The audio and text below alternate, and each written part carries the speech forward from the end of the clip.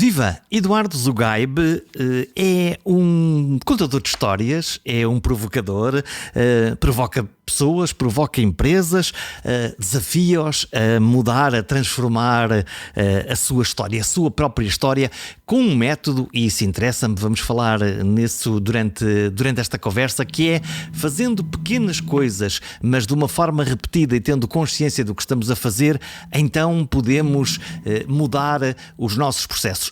Então, como é que é, Eduardo? Com pequenas coisas consegue-se uma revolução que é uma coisa grande? Qual é o truque? Onde é que está o seu truque? Bom, a explicação para isso é algo chamado regularidade, né? Regularidade, sustentabilidade. E, Jorge, digo para vocês aí, para todos que estão nos acompanhando, isso não é o Eduardo que inventou. Uma pessoa um pouco mais antiga que nós aí, um tal de Aristóteles, vocês já devem ter ouvido falar.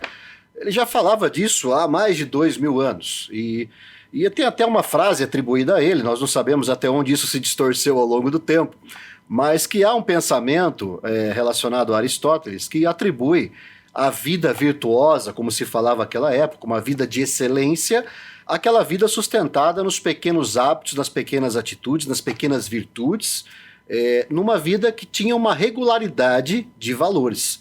Então, essa frase que se diz é mais ou menos assim, né? A excelência não é um ato, é um hábito. Então, eu acredito muito nisso, até mesmo por processos pessoais de transformação, de mudança, de obtenção de projetos, de construção de resultados, como também a observância que eu venho construindo aí junto às organizações que eu tenho tido a oportunidade de treinar, de participar aí do desenvolvimento das suas lideranças. Porque muitas vezes, Jorge, há um imperativo de um sucesso imediato, construído em um evento, construído assim em um evento, né? Então, e aí outra coisa que eu trabalho muito forte dentro da Revolução do Pouquinho, que é o nome que acaba sendo o nome que batiza esse processo que você citou, acaba sendo ali justamente a capacidade da gente perceber quais são as pequenas atitudes que nos ajudam a tornar, no caso de uma organização, aqueles valores, aquelas práticas, aquilo que ela entende por cultura organizacional, em uma realidade percebida, né? Porque não adianta eu ter os meus valores estarem impressos num folheto, no meu site, né, em algum lugar, e isso não ser percebido na forma de comportamento, principalmente pelas lideranças que é ali o grupo que vai acabar inspirando todo o restante da organização. Então, porque senão aquilo que está escrito nesses folhetos que estão nos cartazes, que é nós somos assim, nós somos brilhantes, nós somos extraordinários, nós fazemos A, B e C, não passam no fundo de uma propaganda, de uma retórica que não é vivida no dia-a-dia e, portanto, acaba por não acontecer. Exato, Jorge. Eu entro exatamente nessa ferida dentro das organizações. É exatamente nessa ferida que eu coloco o dedo, porque... E o que é curioso, eu até brinco, né? Eu venho da comunicação, trabalhei muito tempo em agência de propaganda, né? Eu sou redator publicitário na essência, enfim, o lado escritor, de certa forma, foi estimulado em quase 18 anos aí de trabalho em agências, departamentos de marketing, produtoras de conteúdo, de vídeo. E assim, uma coisa que a gente percebe é que ainda existem organizações que, quando vão discutir propósito e valores, contratam uma agência para definir o texto disso, não é construído dentro da empresa. Ou seja, ele compra um produto que alguém vai criar e que de repente vai usar palavras da moda, vai usar, enfim, aqueles modismos corporativos para tentar criar, né, uma categoria de valores aí que esteja relacionado ao que a empresa tem de aspiracional. E aí começa o grande vale, né, o grande gap que existe entre o que nós desejamos ser e o que nós somos de verdade, né? Então isso é uma mentira, porque no fundo nós estamos a criar uma ilusão daquilo que nós gostávamos de ser, vamos encher-nos dessas palavras, não é uma coisa que nos saia do coração, que não saia daquilo que nós acreditamos mesmo, mas é alguém da propaganda que inventou estas frases bonitas e depois eu quero imaginar que um líder, para convencer a sua tribo, as suas tropas a fazerem aquilo, a convencer a fazer aquilo que elas não sentem, temos um problema, não é? Temos um problema, porque não é algo legítimo, né? Agora, ao mesmo tempo, né,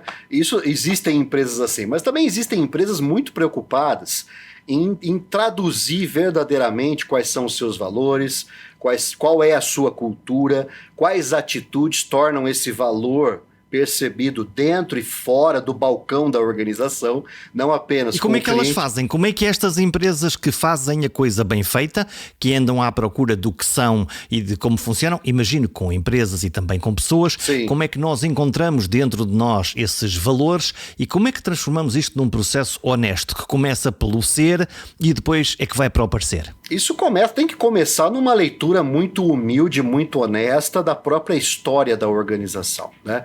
Quando a gente começa a pensar em valores, é inevitável irmos na nossa história. Os nossos valores nasceram na nossa história. Então, provavelmente ali, quando havia o fundador, a família que iniciou aquela empresa, a maior parte das empresas nasceu dentro de uma família, dentro de um movimento familiar. Tanto que é até uma ilusão, né? Dizer, a empresa é familiar. Quase todas as empresas nasceram familiares. Então, né, e com o tempo vão crescendo, vão se profissionalizando, vai ganhando um quadro mais assim de executivos contratados no mercado. Porém, assim, é preciso ter muita honestidade quanto àquilo que nos trouxe até aqui para identificar quais são esses valores.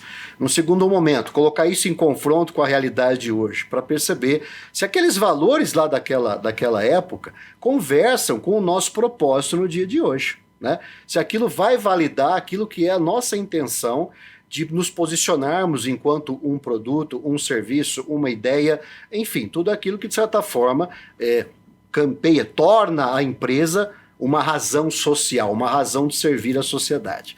Então, e aí começa um trabalho que envolve muitos rituais, principalmente com as lideranças, que vão desde rituais assim de compartilhamento, construção dessa realidade que tem que ser construída pelo time de lideranças. Não é uma realidade que desce, né, de cima para baixo.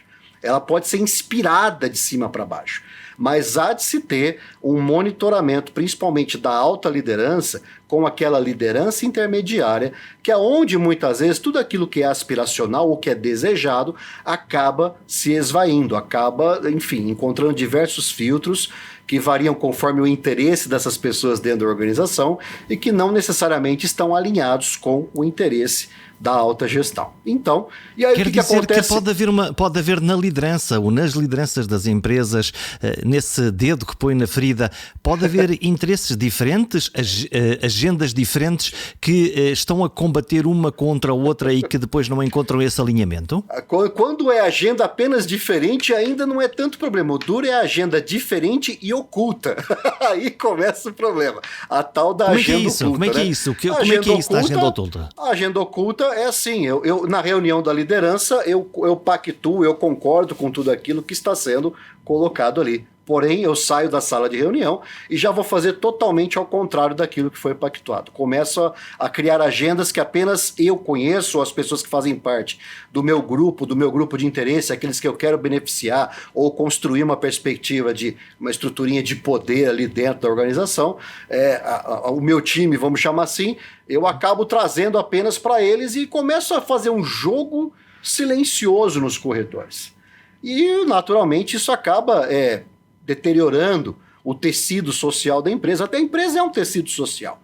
E quanto mais tivermos clareza dos nossos valores claros, declarados, praticados pela liderança e exigidos a sua prática da média de liderança, e percebidos no mundo lá fora, mais a cultura vai se fortalecendo. Significa que uma empresa vai ser 100% aderente àquela cultura? Não, isso é impossível, isso é ilusão. Mas se trabalha para construir o máximo de pessoas que tenham, primeiro, um alinhamento natural com aqueles valores da organização, que se percebam nos seus próprios valores pessoais em congruência com os valores da organização. E quem não tem, de repente, essa congruência, trabalha-se para ampliar o campo de visão e perceber como ela pode contribuir dentro daquela estrutura. Agora, quando Há você começa... algo de que eu já ouvi falar e que é muito interessante, que é este confronto entre a liderança tóxica e no outro polo a liderança empática. Sim. Quero acreditar naquilo que estou a ouvir, até no processo de comunicação interna e de alinhamento, que um líder tóxico pode destruir completamente este caminho. Pode. E vou te falar uma coisa, Jorge. Quando nós falamos liderança tóxica, nós pensamos muitas vezes naquela pessoa que tem um comportamento assediador, um comportamento constrangedor, um comportamento que deixa o ambiente pesado. Mas não necessariamente. Uma liderança pode ser extremamente afável com os seus colaboradores, porém tem um nível de permissividade com aquilo que está indo contra as práticas, os rituais e aquilo que é desejado pela organização, e literalmente essa permissividade vai corrompendo também toda a base. Então, e não dá um feedback, não dá um retorno para a pessoa, não retroalimenta a pessoa de informação para poder corrigir processos ou desvios de condutas ou situações que são conscientes ou não dentro desse desvio de conduta, né? Porque há de se dar oportunidade para que as pessoas possam se corrigir e atender ao chamado que a organização como um todo tem.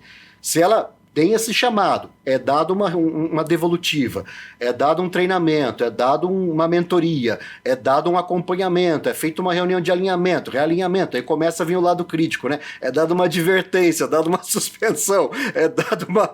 Chega uma hora que o final termina com a letra D, demissão, né? Não tem o que fazer. E não significa que a pessoa é errada ou a empresa é errada. Significa que nós temos duas cadeias de valores diferentes, que naquele conflito dentro daquele espaço só apenas vão causar dor para ambos os lados. Para a organização, porque está apostando em um profissional que já está claro e declarado que não quer fazer parte do negócio, e também para a pessoa que não está no seu habitat, não está no seu natural, não está conseguindo agir no melhor nível de espontaneidade dela na construção de resultado. Então, quando se chega nessa clareza e percebe-se, poxa, não temos nada a ver a empresa com você ou vice-versa, eu acho que é uma grande bênção na vida de ambos. Cada qual segue seu caminho. Temos aqui o líder tóxico por um lado, por outro lado o líder empático. Já percebi, essa toxicidade pode ser por ação, no fundo quase esmagando os outros, ou pode ser por omissão. Do outro lado, o líder empático é aquele que tem um ego um pouco mais pequeno, mais contido, que pensa mais no todo do que em si próprio. Para alguém que trabalhou muito com líderes de topo, como é que é isso? Como é que os ensina a dominar esse ego e a tornar-se, no fundo, mais pelos outros, mais pelo grupo e menos pelo seu interesse de carreira e de sucesso? Eu tenho um jeitinho um tanto quanto peculiar, né? Um tanto quanto assim só meu de conversar com lideranças. Então, quando eu inicio um programa de liderança, tem alguns para iniciar em breve aí com grandes organizações aqui do Brasil, uma das coisas que eu falo inicialmente é o seguinte para a liderança: e aí, você já caiu? Em algum momento você já caiu do seu lugar de líder? Ah, não caí porque eu sou invulnerável. Então, deixa eu te contar uma coisa, senhor líder. Se você não caiu ainda, você vai cair. É apenas uma questão de tempo e de oportunidade. Você vai cair. E aí, quando você cair, quem estará lá para te apoiar? Quem estará lá para te reerguer? Se você perceber que a sua queda está uma queda livre, ninguém da organização, ninguém da sua equipe, então significa que você está gerindo as pessoas pelo seu próprio ego, apenas para agradar o seu prazer de mandar e desmandar nas pessoas, porém isso não está sendo, ou então você pode até estar construindo algum resultado. Mas a que custo sustentável esse resultado está sendo construído? Quantos cadáveres existem pelos corredores da organização para que se consiga, com cada vez mais esforço, mais trabalho, manter aquele resultado? Então, fazer essa equação de o custo que nós estamos tendo, custo humano, que se vai se revelar em índices de absenteísmo, da falta do funcionário, da rotatividade, a quantidade de gente que se demite, que se contrata, o quanto que isso acaba impactando os processos de desenvolvimento da organização. Porque, vamos combinar, é muito melhor você trabalhar alguém que já está imerso na cultura e desenvolver novas competências do que você trazer uma pessoa de fora completamente ainda alheia àquela cultura e começar a desenvolver do zero naquela cultura. Então, essas variáveis, esses indicadores acabam aparecendo em algum momento. E hoje, Jorge, nós vivemos um momento muito diferente do que se viveu nos anos 80, ali anos 90, né, quando tinha aquela cultura IUP do resultado obtido, né, de um jeito muito assim impressionado, aquela coisa, passava-se o trator em cima das pessoas para conseguir resultado, coração na gaveta, não quero saber de gente humana aqui, somos todos máquinas, apenas máquinas movidas a resultado. Hoje o mundo está diferente, hoje qualquer funcionário que enfrenta uma situação de assédio, ele tem uma arminha junto com ele aqui que resolve muito fácil, né? Que cria muitas vezes aquilo que não se conseguia criar para poder levar a cabo uma denúncia sobre assédio moral, sobre assédio sexual, sobre todos os tipos de assédio que existem dentro da organização. Então, e olhando para o lado bom deste jogo, que é esse líder empático, e seguramente já trabalhaste com líderes que têm essas características por natureza ou que desenvolveram ao longo do tempo. Como é que são eles? O que é que eles têm de fascinante? Qual é o segredo? O que ele tem de diferente é que ele se preocupa com as pessoas além do crachá, além do número de registro. Então, ele se aproxima. E outra, ele não se aproxima apenas, e isso é uma tentação de muitas lideranças, se aproxima e constrói uma zona de contato, uma zona de conversa ou um ambiente de confiança apenas com as pessoas com as quais ele tem afinidade natural. Vamos combinar, é muito mais fácil amar quem nos ama. Vamos combinar, né? Agora, amar, entender, compreender, ouvir, Jorge. Acho que a principal competência de uma liderança, muito mais do que falar, é ouvir, interpretar, entender, trazer a alma e os desejos, as motivações das pessoas que são singulares na essência, para um terreno comum onde possa se combinar aqueles desejos, necessidades e motivações com os objetivos que a organização tem em relação àquela função que ela exerce. Então, essa pessoa, ela mais ouve do que fala. Ela ouve, ela investiga, ela abre espaço para que haja opinião. Ela não quer ter uma opinião linear dentro do setor que ela lidera. Ela quer ouvir outras opiniões, ela constrói a inteligência do grupo, a inteligência que vai ajudar ela mesma a tomar melhores decisões a partir da diversidade presente no grupo. Ao passo que o líder que não é empático, o que ele faz? Ele vai liderar apenas para aqueles que lhe agradam, aqueles que simplesmente ou bajulam ou então tentam se modelar e serem algumas cópias, algumas xerox, né, da liderança em termos de comportamento. Então, quando se constrói esse terreno, é um terreno mais complexo? Claro que é, mas a questão é, o mundo lá fora é um mundo cada vez mais complexo. O mundo é pontuado por diversidade e complexidade dos mais diferentes matizes e gêneros. E a gente precisa ter uma equipe que esteja preparada para lidar com essa diversidade e toda essa construção de complexidade que a tecnologia nos traz, que os movimentos econômicos nos trazem, que a experiência do cliente cada vez mais desejosa de novidades nos trazem também a todo instante. Então, quanto mais diversidade houver numa equipe e o líder conseguir, através de uma gestão empática, perceber cada pessoa que está ali, ouvir, se aproximar, permitir espaço criativo para o erro, permitir transformar erros em processos de aprendizado. É óbvio, um erro, quando é novo, precisa se transformar em aprendizado. Agora, se há uma insistência, uma recorrência no erro, ele precisa ativar o lado gestor dele, gestor de resultados, e tentar minimizar aquilo com processos, com conversas, com alinhamentos, realinhamentos, e o que for necessário para fazer com que esse erro se torne algo do passado na empresa. Então, o líder empático, ele consegue fazer essa geleia, consegue mexer nesse caldeirão de forma que a equipe floresça, cada qual na sua singularidade, compondo algo maior para poder atender a complexidade do mundo lá fora. Há um livro que escreve, que é de resto um best-seller, tem um curioso nome que é A Revolução do Pouquinho. Podemos, em português de Portugal, podemos dizer aqui passinho a passinho, pouquinho a pouquinho íamos fazer. Um bocadinho como aos jogadores de futebol. No fundo, treina muito, sempre o mesmo gesto e alguma coisa vai acontecer. Tem dezenas de dicas lá sobre como é que nós podemos fazer essa revolução pouco a pouco e eu escolhi algumas que me interessa ouvir a opinião. Por exemplo, um pouquinho mais de adaptabilidade. Quer dizer que se nós conseguimos aqui encolher aqui um bocadinho a barriga, encolher para a esquerda, aqui para a direita, que nos conseguimos ajustar, é justamente do que estamos a falar? É disso ou é outra coisa? Sim, a adaptabilidade, bom, nós somos seres adaptáveis porque senão não estaríamos nem aqui conversando online entre dois continentes, pra falar a verdade. Nós somos naturalmente o homem, a humanidade, o homem enquanto humanidade é um ser adaptável, né? Porque senão a gente já havia sido extinto há muito tempo.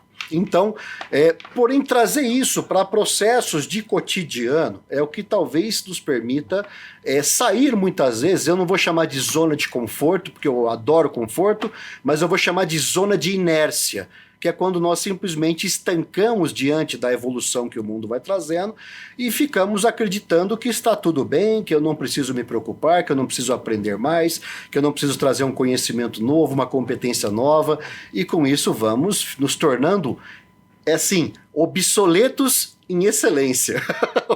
Ou excelentemente obsoletos, né? Eu tenho um nível de performance muito bom, porém eu seguro esse nível de performance por 1 ano, 2 anos, 3 anos, 4 anos, né? E o mundo continua subindo as suas curvas, continua subindo a exigência da economia, da tecnologia, da experiência do cliente, de todos os processos que vão nos tornando, né? Nos desafiando a todo instante. Então, ser confrontado com a adaptabilidade, eu acho que talvez seja um exercício natural da vida, né? E quando a gente consegue enxergar isso de um jeito que nos possibilita, por exemplo, sobreviver a uma pandemia, né, com todas as limitações que nós que somos contemporâneos a esse problema que ainda está aí, né, num passado muito recente, né, ainda tem um pouquinho aí de cheiro de pandemia por aí ainda, compreender-se dentro desse processo e principalmente desse processo de adaptabilidade que também envolve muita resiliência, conseguir superar aquele desafio ao ponto de crescer com o desafio, eu acho que aí nós chegamos no ponto da adaptabilidade. E autoconhecimento nessa hora é o que te permite caminhar aquele pouquinho do dia que você precisa para aquele dia para se tornar uma pessoa diferente, já um pouco mais adaptada no dia seguinte. Falou desta questão da zona de conforto. Ouvimos sempre os gurus dizer: sai da tua zona de conforto, vai-te embora, arrisca tudo. E eu digo: sim, eu quero aprender mais coisas, eu quero saber mais coisas, está muito ligado a esta questão da aprendizagem, mas isto de sair da zona de conforto à bruta não me parece uma coisa que me fascine especialmente. Quero aprender um bocadinho, quero estar confortável noutras coisas. Agora, sair assim à maluca? Isso é um discurso fácil na boca de muito guru digital, né? Muitos gurus digitais têm esse discurso fácil, esse imperativo, vamos chamar assim, um imperativo instagrâmico de sucesso, né? Olha, saia da sua zona de conforto, pule fora, porque é aqui fora que as coisas acontecem. Aí onde você está não acontece nada. Então, eu costumo derrubar um pouco essa crença também quando eu vou conversar com plateias, com palestras, com treinamentos, e digo o seguinte: olha, para pensar. A sua melhor performance, aquilo que você faz de melhor, está no limite da sua zona de conforto, né? Não é lá no meio, é no limite. Imagina que ela é um círculo e aqui no meio você tem até uma zona de complacência, uma zona frouxa, vamos chamar assim, onde tá as suas performances antigas. Aquilo que hoje você sabe como é que faz, mas não faz mais sentido fazer daquele jeito. Só que a sua alta performance, aquilo que você faz de melhor, está aqui no limite. E aí, o que esse pessoal fala? Pula daqui onde você trabalha muito bem e vai lá para bem longe, né? E você vai cair numa zona de desespero, uma zona de pânico, uma zona de tragédia, de desgraça, porque você não vai ter lastro nenhum, incompetência nenhuma. Você até pode vir a aprender algo de uma forma muito dolorosa. E olha, Jorge, eu não sei você, eu não sei quem nos acompanha, mas eu trabalho muito para ter conforto. Eu não quero largar a mão do meu conforto. Eu trabalho muito, eu me desenvolvo cotidianamente para ter conforto na vida. Eu acho que o homem trabalha para ter conforto. Então, quando as pessoas demonizam a palavra conforto, eu acho um tanto quanto perigoso. Porque você vê muitas vezes pessoas que têm uma carreira inteira construída, e aí chega um guru com um discurso um pouco enviesado e convence aquela pessoa a deixar tudo para trás e investe o seu dinheiro aqui no meu curso, que eu vou te ensinar o segredo do sucesso. E o sucesso é bem lá fora, aí o cara não encontra nem sucesso e nem mais o dinheiro dele, né? Acaba que se perde tudo e muitos casos assim, né? Então, assim, agora qual que é a revolução do pouquinho? Vamos identificar o que nós fazemos de melhor e vamos começar a ampliar a nossa zona de conforto? Não sair, ampliar. Até com que essa performance chegue naquele que é o seu objetivo, o seu desejo, de uma forma sustentável. Eu acho que a palavra que falta para muito guru por aí é sustentabilidade. E ninguém se perpetua nessa vida sem sustentabilidade. Muita gente tem aquele discurso do foguete não dá ré. No Brasil fala-se muito, né? Foguete não dá ré. Eu concordo, foguete não dá ré, mas se ele não for sustentável, ele explode. As pessoas se esquecem desse detalhe. O foguete que não é sustentável, ele explode. E nessa explosão, muita coisa se perde. Olha, tu és alguém com um grande sentido de humor, com muita leveza. O humor é uma das coisas que tu abordas também. Aqui em Portugal diz-se uma coisa que é muito riso, pouco siso. Entenda-se, se te rires muito é porque não és muito sério, não é para levar muito a sério. E tu dizes, não, esta questão do bom humor, de praticar esta leveza é também um bom hábito, mas com contrapeso e medida. Então, onde é que estão aqui os ganhos e as perdas de uma boa leveza, de uma boa risada, de uma boa gargalhada, de uma leveza? Bom, eu acredito que o humor, a gente não precisa ficar rindo de tudo, de todos, de todas as situações, de todas as circunstâncias, a toda hora, em todo instante, sem qualquer noção do contexto, né? Isso aí não é ser bem-humorado, isso é ser maluco, é ser desconectado da realidade, é ser desesperado até. Uma pessoa desesperada, quem ri muito é muito mais desesperado do que bem-humorado. Eu conheço pessoas que têm uma aparência, assim, de certa forma formal, que não tem uma risada fácil, mas são pessoas com bom humor, porque tem um estado de leveza dentro de si.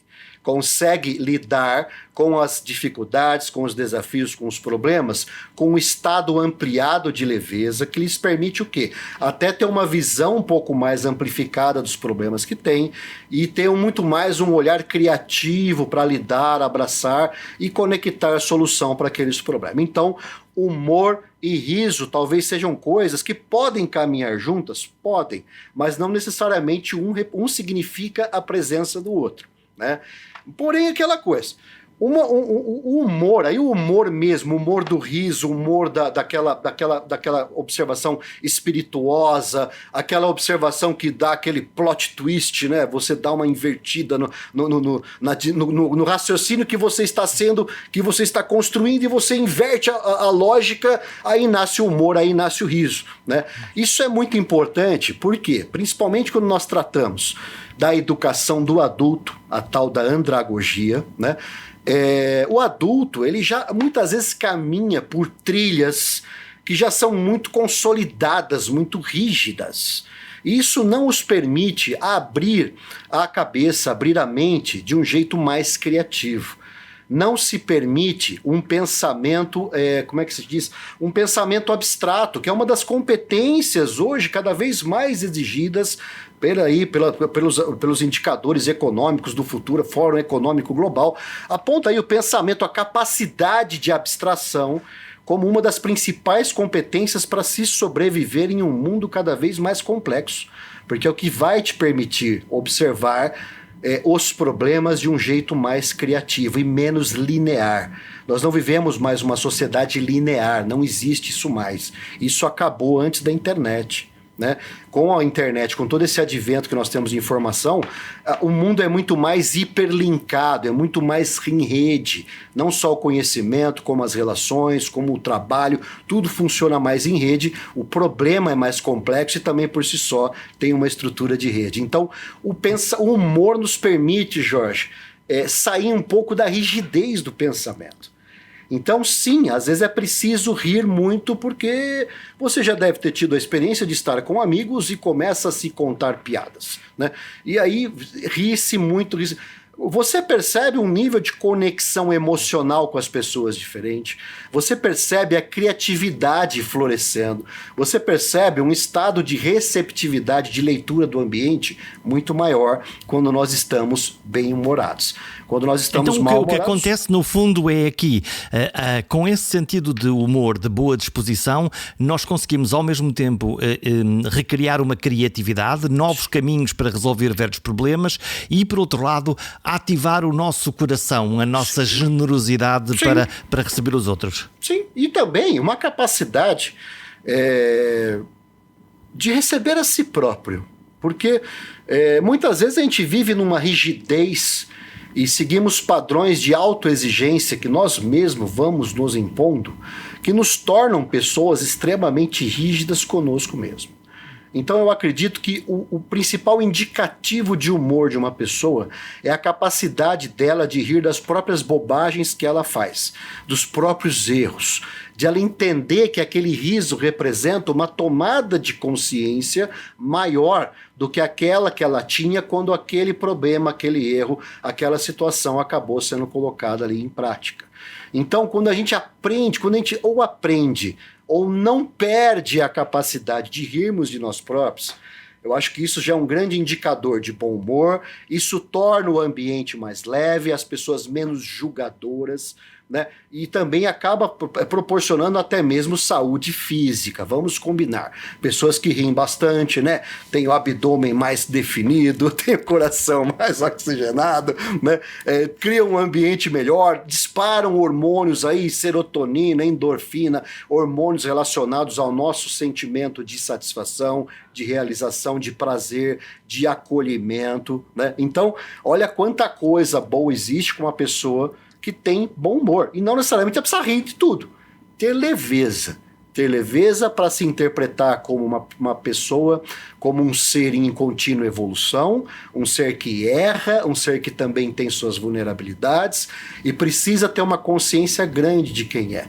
Né? Então, é aquela história, né? Conhece-te a ti mesmo, né? Vamos lá no passado de novo, né? Conhece-te a ti mesmo e a partir daí você se torna uma pessoa mais capaz de se autodesenvolver. Porque você tentar desenvolver uma pessoa que sequer conhece a si própria pode ser perigoso, Jorge. Pode ser perigoso. O processo inicial de qualquer desenvolvimento... Pode falar. Essa leveza que às vezes não existe porque no fundo essa autoexigência em relação a nós próprios, e estou a pensar nas pessoas de alta performance, podem ser jogadores de futebol, podem ser líderes de topo, fazem com que haja um autojulgamento muito forte. E quase uma incapacidade de se perdoar. Li que uma das coisas de que fala muito tem a ver com a ressignificação. No fundo, o que é que isto significa? Logo, é quase um chibatar-me a mim próprio, uma culpar-me das coisas, né? Alterar isto. Bom, eu acho que nós temos sim que exigirmos de nós uma melhoria contínua, né? Agora, quando isso se torna um processo de tortura, um processo de autoflagelação, ou um processo de não aceitação, eu acredito que a gente começa a incorrer por caminhos perigosos, né? Por caminhos assim, onde em algum momento nós vamos recair sobre aquilo que de uns anos para cá vem sendo falado de um jeito muito forte, que é a tal da síndrome do impostor até, né? Fala-se muito da síndrome do impostor, né?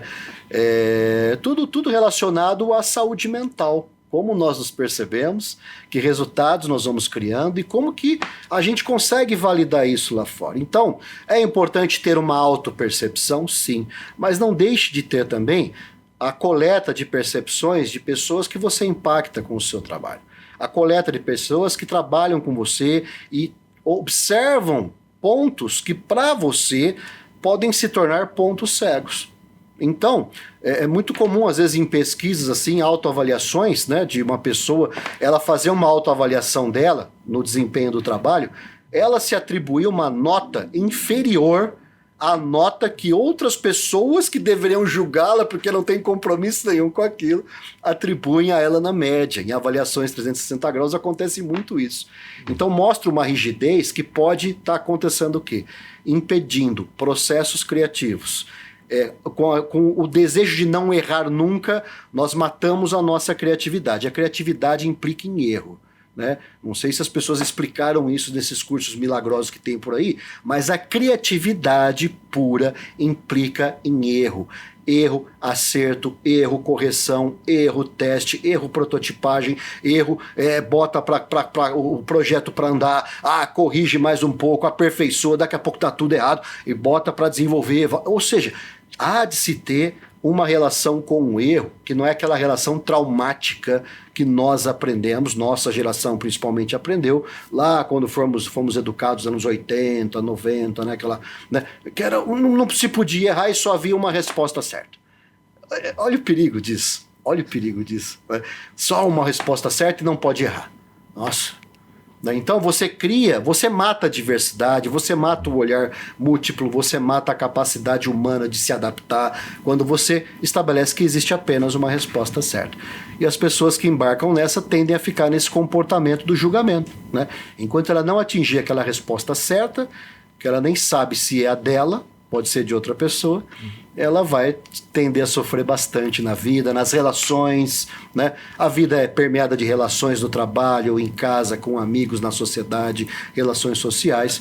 E quando você entra nessa autorrigidez muito dura, muito assim, forte sobre si mesmo, e não se permite errar e muito menos rir de si próprio, nossa, eu acredito que é um caminho, é uma avenida muito bem pavimentada para um belo de um infarto do miocárdio logo mais à frente. Então... Eduardo, estamos a fechar. Gostava de saber, exatamente para fechar, o que é que o motiva a si? O que é que o faz andar para a frente? A mim, é uma pergunta dirigida para mim, no caso. Bom, Pessoal. Eu acho, Jorge, que assim, eu estou prestes a completar 50 anos, né? Completo 50 anos aí no mês de julho. E assim, passadas 5 décadas de vida, de muitos acertos, muitos erros, eu acho que hoje o que me motiva são coisas bem mais simples do que coisas que eu perseguia no passado, né? Modelos que eu perseguia, ideais que eu perseguia. Então, hoje a vida se tornou muito mais simples. Ontem, por exemplo, eu estive fazendo uma convenção de vendas com uma rede de joalherias aqui do Brasil, presente no Brasil inteiro. E não tem coisa melhor do que você abrir o microfone e conversar 1 hora com as pessoas, todas virem junto com você naquilo que você está passando, né? Depois vem conversar com você, vem tirar foto com você, vem querer... Então, assim, esse é o tipo de coisa que hoje, né, me deixa muito feliz. E o que é mais legal, ganhar dinheiro fazendo isso é mais legal ainda. É mais motivador ainda, né? É mais motivador. Eu vou até plagiar aqui o grande Washington Oliveto, que lá nos anos 80, o publicitário dos mais famosos aqui do Brasil, né? E assim, ele nos anos 80 dizia que não havia coisa mais prazerosa para se fazer. Como é que ele falava assim? Publicidade é a melhor coisa que alguém possa fazer vestido. Isso é fantástico. A melhor coisa que alguém possa fazer vestido é propaganda. Porque depois que você está nu, cara, é o caminho. Eu acho que hoje, o que eu posso até plagiar o Oliveto, né? Plagiar com toda a homenagem, com toda a referência, é que o que eu faço hoje, impactar pessoas, provocar uma incomodação, provocar um questionamento, provocar, às vezes, dar um ponto de inflexão na vida das pessoas, né? E ali em 1 hora de um trabalho que é muito planejado, muito concentrado, muito ensaiado, muito testado, com os mais variados perfis de grupo, dos mais críticos aos mais receptivos, né? E você conseguir chegar nesse clima que eu cheguei ontem com essa empresa. Olha, o que eu faço hoje é a coisa mais legal que se possa fazer vestido. Eduardo Zugaib, muito obrigado por esta conversa. Obrigado, Jorge. Conte comigo. Um grande prazer estar aqui contigo e estou à disposição.